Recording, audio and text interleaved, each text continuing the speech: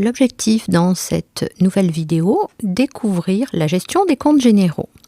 Alors toujours dans le menu traitement, nous allons aller sur gestion des comptes généraux. Alors le plan comptable s'ouvre, c'est la fenêtre gestion des comptes généraux, mais on a à notre disposition la liste du plan comptable. Alors ce que je voudrais faire, c'est aller voir le compte peut-être 626 200 téléphones que l'on a utilisé pour créer justement un abonnement, voir un petit peu si finalement les reports se sont bien faits. Donc je vais ouvrir ce compte-là. En interrogation et lettrage. Alors pour un compte de charge lettré, l'intérêt n'est pas vraiment très avantageux.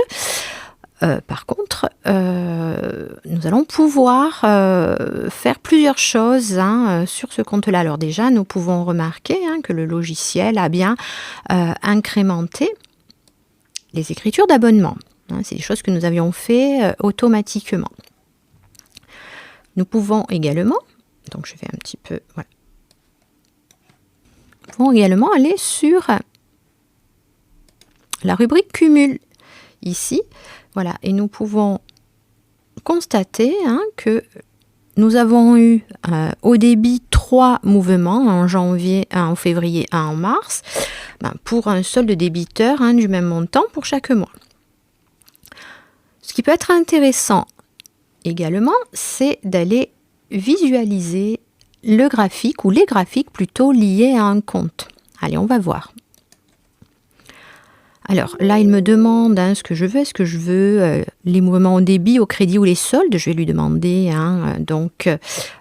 les soldes. Et j'obtiens une répartition sur les 3 mois, alors strictement équivalente, puisqu'il s'agit chaque fois de la même facture. Mais on pourrait imaginer, pour certains types d'achats ou de ventes, avoir une variation. On peut également aller lui demander s'il y a lieu un histogramme. Alors on voit là aussi que les montants étant les mêmes, on a quelque chose de linéaire, mais pour quelque chose de plus cyclique, on pourrait avoir une variation. On peut également demander une courbe.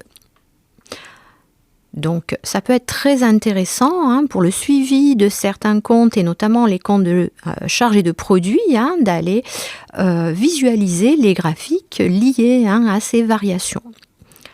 Donc je vais fermer. Je reviens en interrogation lettrage. On peut également, ici sur le volet de navigation, filtrer nos écritures en écriture non lettrée, lettrée, pointée, non pointée ou bien toutes les écritures. Alors, ce sera beaucoup plus pertinent ceci dans le cadre de la gestion de comptes de tiers, ce qui fera l'objet d'une nouvelle vidéo.